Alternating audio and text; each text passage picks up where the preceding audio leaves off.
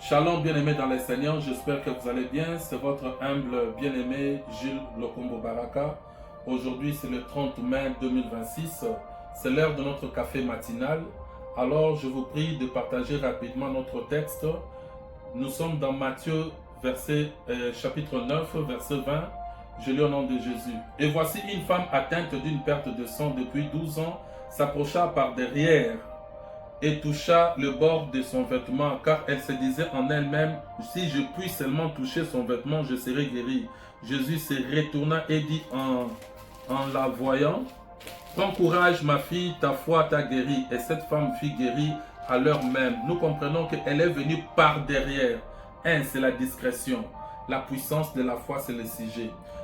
Tu ne peux jamais réussir tes projets de 2026 ou de ta vie sans la discrétion. Dieu lui-même est le plus grand discret. 2. Le langage de la foi. Maman, papa engage le langage de la foi pour attirer à l'existence les choses qui n'existent pas. La femme se disait en elle-même, quel que soit le menace de la maladie, quel que soit ce qui te tourmente, quel est le langage de la foi, quel est l'ainsi dit l'Éternel qui soutient tes paroles.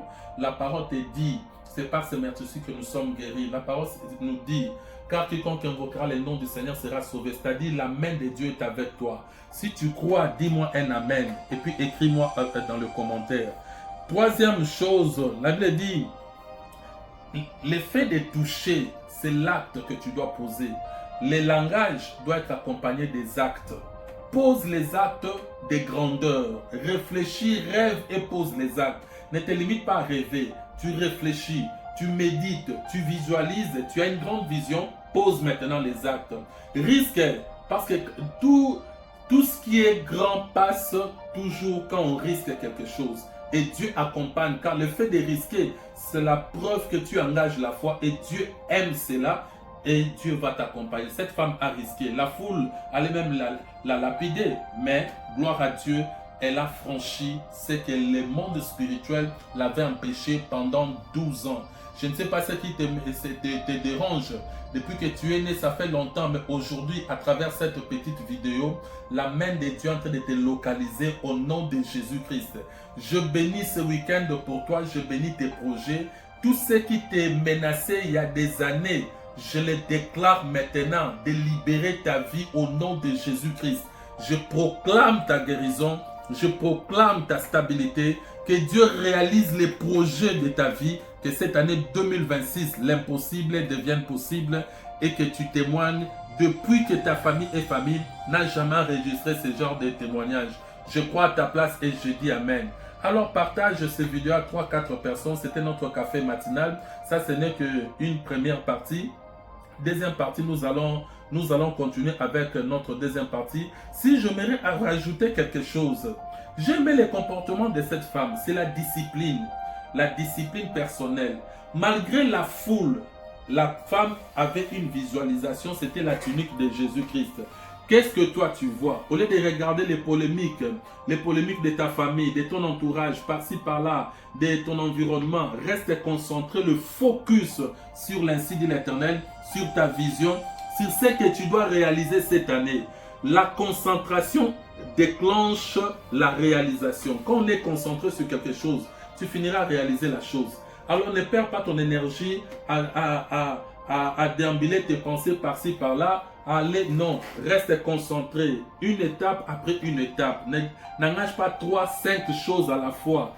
Une étape, Dieu te fait grâce, tu engages une autre étape.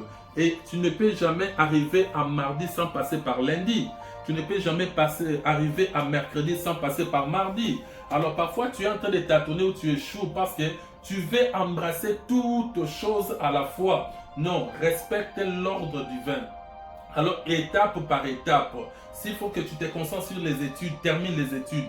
Le mariage, engage le mariage. Les affaires, fais les affaires. Et quand il y aura un moment, tu deviendras tellement béni, tu peux engager 3 projets à la fois, 4 projets à la fois. Mais bien aimé, même le Père, Dieu lui-même, il a créé ces grands mondes. Il a commencé par lundi, mardi, mercredi. Et le 7e jour, il se reposa. C'est ce que je voulais te dire. Engage la discipline. la discipline personnelle et tu verras la main de Dieu. J'aimais la discipline. Malgré la foule, la femme était très concentrée. À partir de maintenant, j'attire la concentration sur ton chemin au nom de Jésus-Christ. Que Dieu te donne l'esprit de la concentration dans la prière, car sans la prière, Dieu ne va rien faire. Dieu est celui qui respecte sa parole. Il nous a dit prier sans cesse. Il a dit à disciples, le Seigneur Jésus a dit priez, veillez et priez afin de ne pas tomber dans la tentation. Si tu ne pries pas, je t'informe, rien ne va se passer. Tu dois prier. Tu dois être sérieux quand il s'agit de la prière.